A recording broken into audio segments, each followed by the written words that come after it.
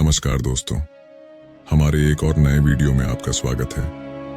ये कहानी है गौतम बुद्ध और एक दुखी भिखारी की, जिसे सुनने के बाद आपका दुख सुख में बदल जाएगा और आप भी लोगों का मदद कर पाएंगे। तो चलिए बिना देरी के कहानी शुरू करते हैं। एक बार महात्मा बुद्ध एक गांव में अपने शिष्यों सहित घने पेड़ की छांव के नीचे बैठे थे। आसपास के गांवों से बहुत से लोग अपनी मानसिक समस्याएं लेकर महात्मा बुद्ध के पास आ रहे थे।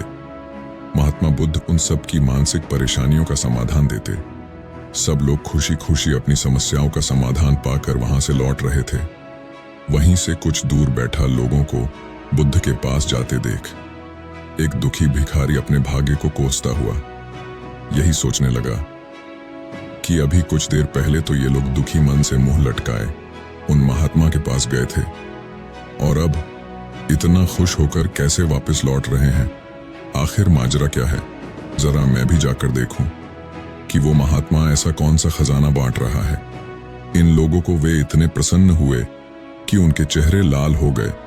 जब वो दुख भिखारी कुछ नजदीक गया तो उसने देखा कि ये महात्मा तो लोगों को प्रवचन देकर लोगों के दुख का निवारण कर रहे हैं। यह देखकर भिखारी के मन में भी तीव्र इच्छा हुई कि क्यों ना मैं भी इन महात्मा को अपना दुख बताऊं, मुझे भी अपने दुख का समाधान अवश्य मिलेगा। बस फिर क्या था, समाधान पाने की लालसा लिए भिखारी महात्मा बुद्ध के सामने पहुंचा और हाथ जोकर प्रणाम करते हुए बोला, हे महात्मा बुद्ध, मैं भी लोगों की मदद करना चाहता हूं। मुझे लोगों की मदद करने की बहुत इच्छा है, लेकिन मैं कैसे मदद कर सकता हूं? मैं बहुत गरीब हूं। मेरे पास न तो पैसे हैं और न ही कोई ऐसी चीज जिससे मैं किसी की मदद कर सकूं। मैं कोशिश करने पर भी किसी की मदद नहीं कर सकता। मुझे भगवान ने इतना गरीब क्यों बनाया है? महात्मा, मुझ पर कुछ कृपा करो। इतना बोलते हुए भिखारी रोने लगा। महात्मा बुद्ध बोले, आप बहुत अज्ञानी हैं, क्योंकि आप अभी तक इस भ्रम में जी रहे हो कि तुम्हारे पास कुछ नहीं, जबकि दूसरों को कुछ देने के लिए तुम्हारे पास बहुत कुछ है। तुम बिना धन और वस्तु के भी दूसरों की मदद कर सकते हो।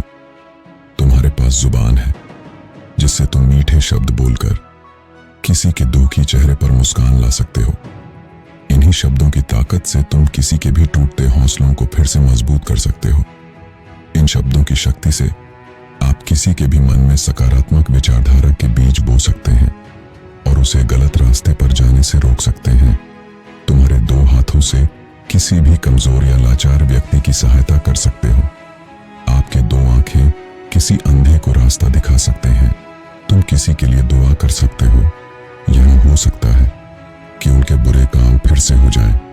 आप किसी के अच्छे स्वास्थ्य की कामना कर सकते हैं, लेकिन अज्ञानतावश तुम अब तक इस बात को समझ नहीं पाए और इस भ्रम में अब तक जीते रहे कि तुम्हारे पास मदद करने के लिए कुछ नहीं।